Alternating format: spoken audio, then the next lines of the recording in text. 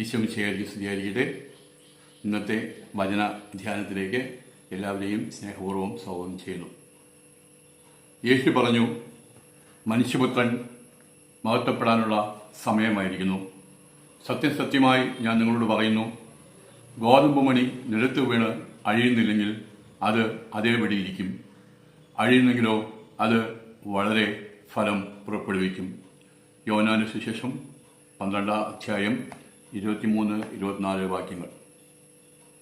മനുഷ്യപുത്രന്റെ മഹത്വം യഥാർത്ഥത്തിൽ വെളിപ്പെടുത്തുന്നത് വിസ്മയകരമായ അത്ഭുതങ്ങളിലോ രാജകീയമായ എതിരേൽപ്പുകളിലോ അല്ല, പ്രത്യുത സ്നേഹത്തെ പ്രതിയുള്ള മരണത്തിലാണ്. നിലത്ത് വീണ് അഴിയുന്നതിലൂടെയാണ് ഒരു ഗോതമ്പ് മണി അനേകം ഗോതമ്പ് മണികൾക്ക് ജന്മം നൽകുന്നത്. സ്വയം ശൂന്യവൽക്കരണത്തിലൂടെയാണ് യേശു അനേകർക്ക് ജീവൻ നൽകിയത്. നമ്മൾ വചനം വായിക്കുന്നതും വിശുദ്ധ കുർബാന സ്വീകരിക്കുന്നതും യേശുവിൻ്റെ സ്വപ്നത്തിൽ പങ്കാളികളാവുന്നതിനും യേശുവിനെ പോലെ സ്വയം ശൂന്യവൽക്കരണത്തിൻ്റെ ക്രിസ്തീയ ജീവിതശൈലി നമ്മുടെ ജീവിതത്തിൽ പകർത്തുന്നതിനും വേണ്ടിയാണ്. സഹനത്തിലൂടെ അവിടുന്ന് മഹത്വത്തിലേക്ക് പ്രവേശിച്ചു. തിരഞ്ഞെടുക്കപ്പെട്ടവരുടെ മഹത്വപൂർണമായ രക്ഷയ്ക്ക് വേണ്ടി താൻ സഹിക്കുന്നുവെന്ന് പൗലോസ് ശ്ലീഹ പ്രസ്താവിക്കുന്നു.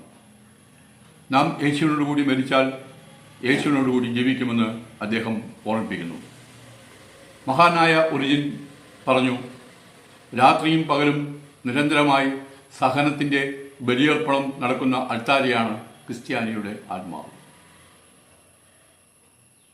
ആത്മാവിൻ്റെ സഹനങ്ങൾ എന്നിലുള്ള അഹത്തെ ഇല്ലാതാക്കുന്നതിനും അങ്ങനെ ഞാനെന്ന ഭാവത്തിൽ നിന്ന് പുറത്തു വന്നുകൊണ്ട് നമ്മുടെ ജീവിതങ്ങളെ മറ്റുള്ളവർക്ക് വേണ്ടി മുറിക്കപ്പെടുവാനും യേശുവിനോടൊപ്പം കുരിശിൽ മരിക്കുവാനും നമ്മളെ തയ്യാറാക്കുന്നു, സന്നദ്ധരാക്കുന്നു. കാരണം സഹനം കൂടാതെ നമുക്ക് യേശുവിൻ്റെ ശിഷ്യരായിരിക്കുവാൻ സാധിക്കുകയില്ല. മുൾക്കിരീടം അണിഞ്ഞവൻ്റെ ഭൗതിക ശരീരത്തിലെ അംഗങ്ങളാണ് നാം ഓരോരുത്തരും. സഹനത്തിലൂടെ യേശു നേടിയെടുത്ത രക്ഷയിൽ എല്ലാവർക്കും ഭാഗഭാഗിത്വമുള്ളതുപോലെ രക്ഷയ്ക്ക് നിദാനമായ സഹനത്തിലും പങ്കുചേരുവാൻ എല്ലാവരും വിളിക്കപ്പെട്ടിരിക്കുന്നു. യേശുവിനോടൊപ്പം രക്ഷയുടെ കിരീടം സ്വന്തമാക്കണമെന്നുണ്ടെങ്കിൽ സ്വന്തം ജീവിതത്തെ വിശദീകരിക്കുന്നതിനും സഹനങ്ങൾ ഏറ്റുവാങ്ങുവാനും മറ്റുള്ളവരുടെ രക്ഷയ്ക്ക് വേണ്ടി, പാപികളായ മനുഷ്യരുടെ രക്ഷയ്ക്ക് വേണ്ടി സഹനങ്ങൾ ഏറ്റുവാങ്ങുവാനും നാം തയ്യാറാവണം. സഹന സുവിശേഷം സ്വജീവിതത്തിൽ അന്വർത്ഥമാക്കിയ യേശുവിൻ്റെ കുരിശിൻ്റെ അരികിൽ നിൽക്കുന്ന പരിശുദ്ധമ്മ അതാണ് സ്വന്തം ജീവിതത്തിലൂടെ നമുക്ക് കാണിച്ചു തന്നത്. നമ്മുടെ രക്ഷയ്ക്ക് വേണ്ടി മാത്രമല്ല, യേശുവിനെ അറിയാത്ത, യേശുവിനെ മനസ്സിലാക്കാത്ത പാപാവസ്ഥയിൽ കഴിയുന്ന മനുഷ്യമക്കളെ യേശുവിൻ്റെ അടുക്കലേക്ക് കൊണ്ടുവരുന്നതിനു വേണ്ടി കൂടി നമ്മൾ സഹനങ്ങൾ സഹിക്കേണ്ടിയിരിക്കുന്നു.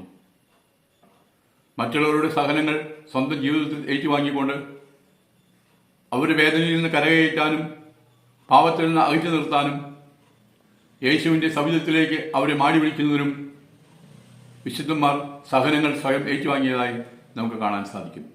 വിശുദ്ധ അൽഫോൻസമ്മ 4 ചുമരുകൾക്കുള്ളിൽ കിടന്ന് സഹനങ്ങൾ ഏറ്റുവാങ്ങി വിശുദ്ധിയായത് മറ്റുള്ളവർക്ക് വേണ്ടി സഹനങ്ങൾ സ്വന്തം ജീവിതത്തിൽ ഏറ്റുവാങ്ങിക്കൊണ്ടാണ്. അതുകൊണ്ട് നമുക്ക് പ്രാർത്ഥിക്കാം. സഹനങ്ങളെ ഒരു ഭാരമായി കാണാതെ സഹനങ്ങളെ നമ്മുടെ ജീവിതത്തെ യേശുവിലേക്ക് അടുപ്പിക്കുന്നതിനുള്ള, യേശുവിനെ കരഗതമാക്കാനുള്ള, നിത്യജീവൻ സ്വന്തമാക്കാനുള്ള മാർഗമായി കാണാനും അങ്ങനെ സഹനങ്ങൾ സന്തോഷപൂർവ്വം സ്വീകരിക്കാനും വേണ്ട കൃപയ്ക്ക് വേണ്ടി നമുക്ക് പ്രാർത്ഥിക്കാം.